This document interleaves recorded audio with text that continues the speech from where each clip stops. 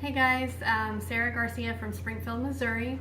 I just wanted to take a few minutes and do a live to explain a little bit about meal prep and how that makes for easier cooking when you're going to be cooking dinner. That helps you not maybe eat out as much. Also, it allows you to have some things prepared for taking for lunch.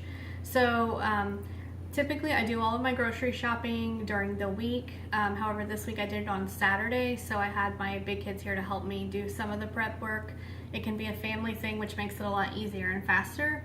But what I do is I buy all of my fruits and vegetables at the grocery store, and then I will bring them home. I have a really deep sink, so I fill the sink about halfway full and add a cup of vinegar. I start with the fruits first, and I wash each fruit. I take all of the grapes off of the stems, all the stems off the strawberries, wash each of those one by one. Then I move them to the next sink where it's just plain clean water. Try to keep the water really cold. That keeps your fruits and vegetables really crisp. But what I wanted to show you today was just a little bit about what I've done and a few other things that I do to prep.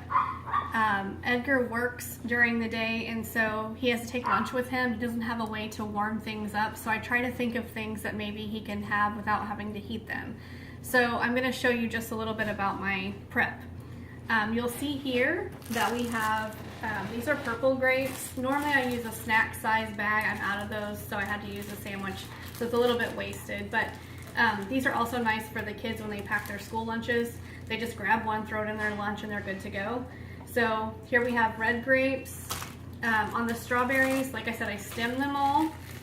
And I'm going to pull these out. I'm not sure if you can see them through the bag. Stem them all, slice them in half. And of course, they've been washed in vinegar and then clear water. So they're just, you're ready to eat them. Then we also have green grapes here. That's something that I do, green grapes. Again, washing them, pulling everything off the stems. That way your kids don't have to worry about it. It's a nice grab and go for them.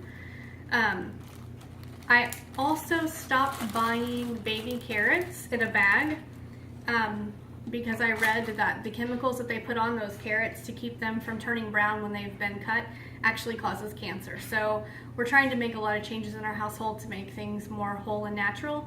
So what I do now is I buy whole carrots. I peel them, pull all the, cut the ends off of both sides, and then I just put them into small pieces like this. The thing about carrots is you can put them in a container. This container here, I bought some pork lard in it at a local place to make tamales. They're great for these. You just put your carrots in here and then fill it with water. Every 4 to 5 days you need to change the water though, or the carrots will start getting soggy. But it keeps them really crisp. They taste better than a regular like a baby carrot. They actually have more carrot flavor because they're real carrots and they haven't got all the chemicals on them. Today Alex had to take lunch, so I just grabbed a handful of these, put them in a Ziploc bag, and send him on his way with those. But the kids can just grab them, open them up, and grab one. The other thing that I do is I will take about a whole onion. This is half of an onion, diced. I will use this actually for salads, or if we make tacos or something. My husband likes diced onions, so here's diced onions. I take the other half and make them in strips. This comes in handy when you're going to be making fajitas. So they're already stripped up. You just grab a bag out, throw them in your pan with your oil and your meat. And of course, if you've got green peppers, yellow peppers, or red peppers, you do the same. I don't have any of those done this week. I actually still need to get some. I'm hoping to make fajitas later this week, and if I do, I'll try to show you guys that. Broccoli. So I start by buying the bunches of broccoli.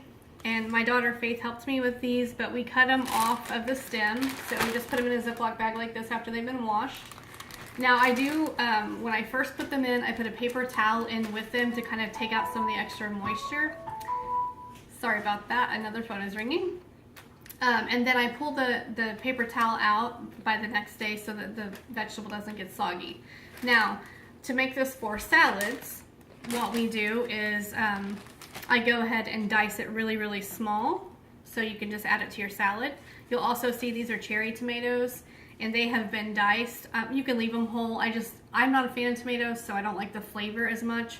So if I dice them, I get less of the flavor.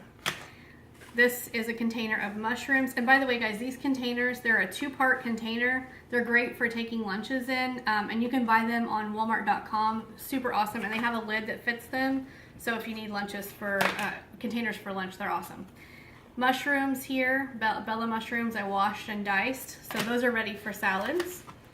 These are just mini cucumbers that I've washed and sliced as well. Today, I spent just, I don't know, maybe 15-20 minutes, and I boiled 15 eggs. So you'll see right here, these are boiled eggs. Then I took 3 or 4 of those boiled eggs and just diced those up for salads as well. These boiled eggs will come in handy if one of the kids want to just eat one with salt or whatever, or I can dice them up if I need a few more, put them in tuna salad or chicken salad. The other thing that I like to do, which you'll see right here in the front, this is steak. We don't buy steak very often. It's expensive, and so this is just a top steak. I just cut it, it was large pieces. I cut them in half, put them in a skillet with a little bit of butter, salt and pepper, that's it. So melt the butter down, salt and pepper, cook them for about 2 to 3 minutes on each side. It's okay, some of these you'll see are still a little pink inside. I prefer my meat that way. The reason I don't really worry about it is because if I use these for fajitas later this week, I'm gonna throw them in the skillet again, so they're gonna finish cooking. The other thing you can do is make a salad and put your meat on there. This week I'm gonna make a romaine. It'll be a steak and avocado salad, and we'll use some of those strips for that. Also, sometimes people buy salad mix in the box, like an organic salad mix, and that is fine. The only thing with that is a lot of people don't wash it. You don't know if it's been washed or not, and if it has, it hasn't been washed right, maybe. So I buy the stalks of spinach and greens like this. 3%. And I wash those in the same vinegar water and then just cut them up. So this is fresh spinach, and it came in a big stalk. I washed it, diced it, put it in the bag, same thing. Make sure you put a paper towel in there to keep it from being dried out.